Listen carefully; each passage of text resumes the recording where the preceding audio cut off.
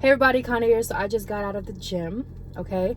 And I finished my 12-hour shift today, and I was like, something was placed in my spirit to tell you guys, don't be discouraged by the appearance of lack.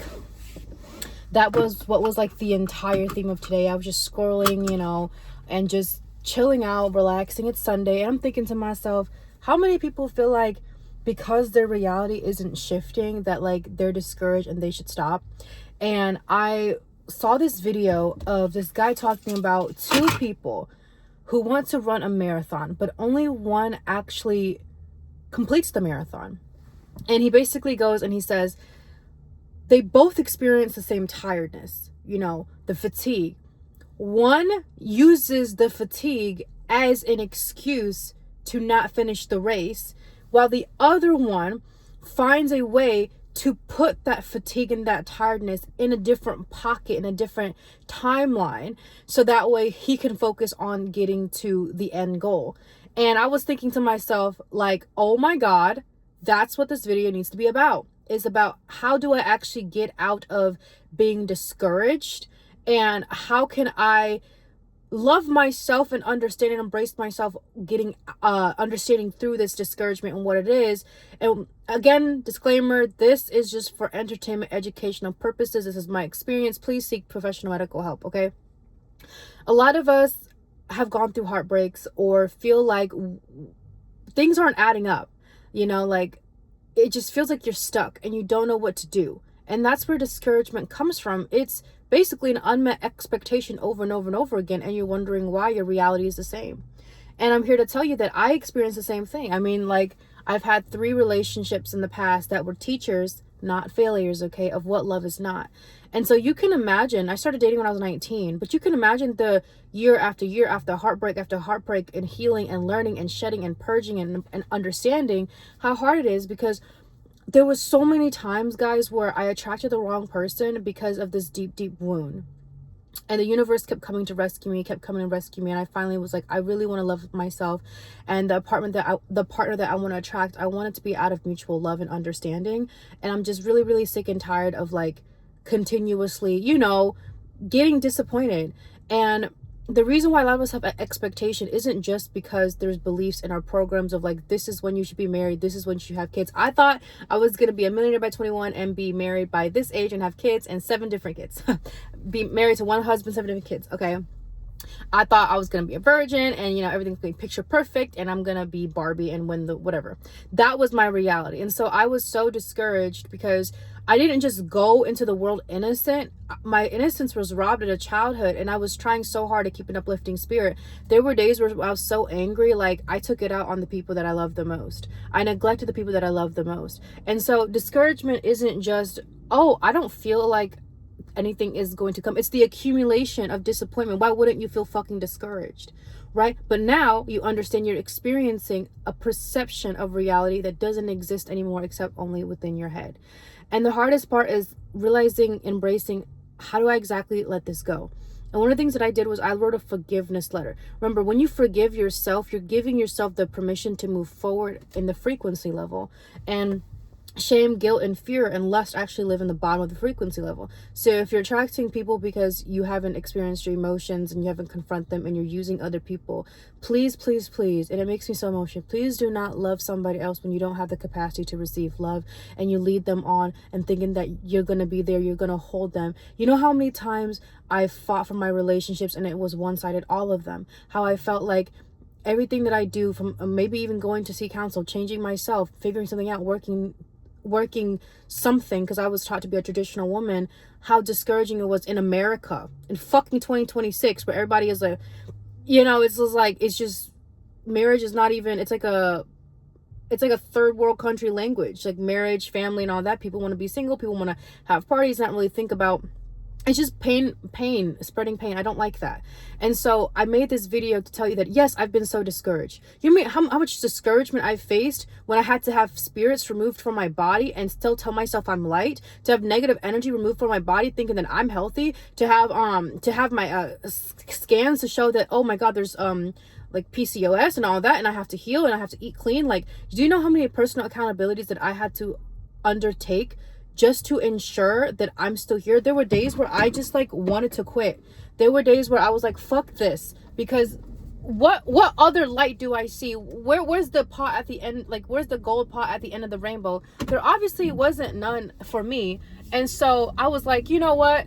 Like, should I just give up?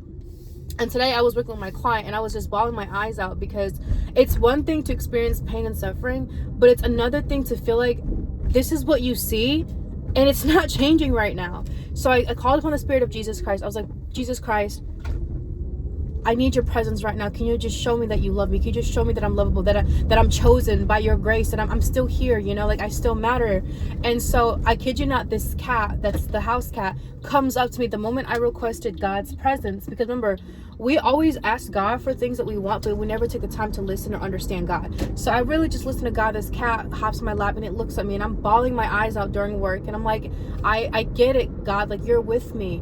And so I ran from my emotions from like since I was like forever, and it wasn't until really this year, like it wasn't really till this year, since I'm 23, that I really confronted them and how much pain it is, and how it's I wouldn't blame anybody for wanting to have a sneaky link, or having, you know, eating your food, like eating a lot of food, or spending your money. It's painful. Life is painful. But I'm here to tell you it's okay to be discouraged, because guess what? That meant that you had a standard. And although the standard wasn't met, we can create a new standard that can be met. So it's about the willingness to want to change your standards. So I hopped into a relationship thinking that the guy has to be Mr.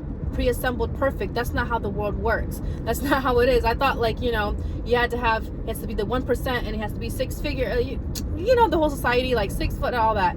And I realized I was never really happy. If a relationship was what I was seeking, why did I go through 3 relationships and they were not of love? Why? Right? And it begs the question, I'm running away from myself in this internal work. And so I highly encourage you guys to feel what you feel and to read a book. And right now, Dr. Cheyenne Bryant is one of the books that I've been reading. Another one is Emotional Intelligence, How to Love Yourself Better.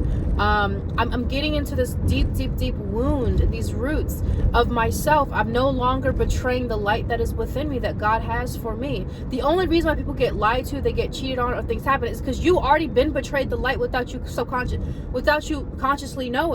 So being discouraged is one thing, but staying in it, I highly don't recommend. Okay, but how I was able to get out of it, and then 3 steps. The first step is to actually take a week or even a month to feel all those emotions. I would literally write to myself letters, everything I've forgiven myself for. See, when your body keeps a score, right? So it knows everything. You can ask yourself a question, put some frequency music on, and I promise you 6 pages later, you realize, oh my God, these feelings are still within me. I thought I healed. I thought because I worked out and I ate clean and I have a job that I'm healed. Like, absolutely not. There's always something that we need to work on. So step 1 is to write yourself a forgiveness letter. It sounds so simple, but it's actually one of the best things you can do, because that is loving yourself. That is liberating yourself, because literally self-sabotaging and punishing yourself is the most selfish thing you could possibly do. And so discouragement comes from a place of selfishness. It comes from a place of you not believing that you're worthy of anything, but at the same time holding expectations that you'll never meet in this moment in time, and using that expectation to stop yourself from the growth. I expected men to do X, Y, and Z. I expected my mom to be this person. I created a fantasy, compartmentalized it in a box that doesn't even exist outside in this world except in my own mind, and held it in those standards and wonder why I was disappointed. You have to come with the truth that if you cannot live to your own expectations, if you can't eat clean, if you can't work out, if you can't read a damn book, if you can't be busy, how dare you have the audacity to hold into somebody else what they should do for you? That is selfish. Okay, so the first step is to write a forgiveness letter. The second step is to confront yourself. Confront. Your shadow will tell you everything you need to know. Your shadow will tell you everything you need to know. And this whole idea of like positive optimism, it's like a bunch of BS. The only way you can actually be optimistic is if you confront the truth about how shitty you are to yourself, and that you didn't put yourself first. Okay, so the first step, forgiveness letter. The second step is to confront exactly what you did to yourself and forgive yourself truly, because That was the only program you knew. You the two parents that you had in life, or no parents at all, were your greatest teachers. So you didn't know any better, and that's okay. Like, that's the hardest part. And I see people walking around talking about, oh, they could have done this, they should have done that. Like, guys, the world is too beautiful, and there's hope again, there's light again. And for us to be selfish in this low frequency state. And the third thing is, I would go to a safe, ventilated place, and I would burn it, and I would say, I highly encourage you to believe in the spirit of love, and the spirit of light, the spirit of peace, the spirit of joy, or Jesus Christ, or Siddhartha Gautama, or Allah, whoever you believe that is of love and of light, that has changed your life, that is your rock at the bottom, that is bringing you joy and love and peace. Because if it's not, there's no point in trying to devote to that, okay? So anyways, back to the point. When you burn the letter in a safe, ventilated place, you say, I release all the old stories, the old programs that no longer serve, and I surrender to the greater mind and the greater intelligence, and I'm willing to love myself truly and deeply, like my life depends on it, and it is done now. It is done now. It is done now. And so what just happened is, in the spiritual world, fire is a very beautiful symbolism, right? It symbolizes cleansing, it symbolizes new beginning, forest fires, okay? So you're signaling to the world that you're done. This old story doesn't work anymore. And you're willing to do whatever it takes because you're just tired of that old story. So the universe now has room, because you removed that compartmentalized box in your mind of the expectations and the discouragement. You remove that. Now what can God give you? He can download encouragement. He can download hope, and he can download faith.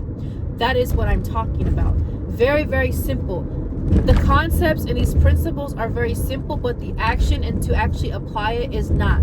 So what I mean by that is, oh yeah, love yourself, right? Go to the spa. Like, that sounds so simple until you really have to sit with yourself alone, because no one is going to come and give you a hug that you should have given to yourself at a young age. No one is going to wipe the tears off of your eyes when you realize what you've done wrong and how wrong you've done, and releasing that, and not knowing exactly what the world looks like or who you're going to become, but you just know this reality is not it, chief, okay? This reality is not it, and you're willing to do anything and everything to get out of that. And it's not isolation. I don't want you guys to be isolated. That idea is a bunch of BS. I want you to be in solitude. Solitude is a safe sanctuary that you provide for yourself by the Spirit of God, and to be guided by the right mentors, the right friends that in some way, shape, or form have an aspect that you want in your life.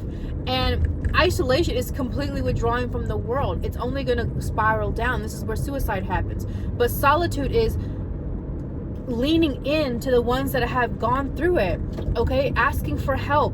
Please, if you need to go to therapy, go to therapy. If you need to see a counselor, see a counselor. And sometimes you're going to have to hold your own candle.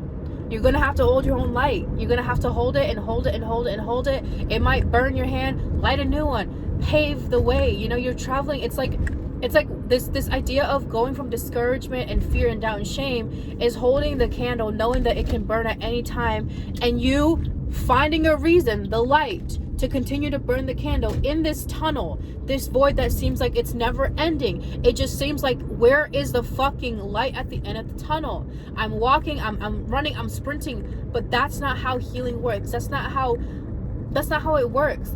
That's why they say it takes time, intentional time, backed up with the right skills to create the impact that you want. Okay? And I want to close off this video by saying it is absolutely normal to be discouraged. Because it's like, why are you running away from something that is trying to tell you, hey, I need you to feel this. Think about your younger child, that 5-year-old boy that was neglected and abandoned or abused. And every time you want to cry, you just become the abuser to yourself. When this boy just wants you to cry and hug him and hold him. And this is where meditation comes in and prayers come in. And so it's like, no more neglecting, no more abandoning, no more putting other people first. Put yourself first. And I promise you, baby, the world will be your oyster, okay? I love you. I love you. I love you guys so much. And I hope you have a good Sunday.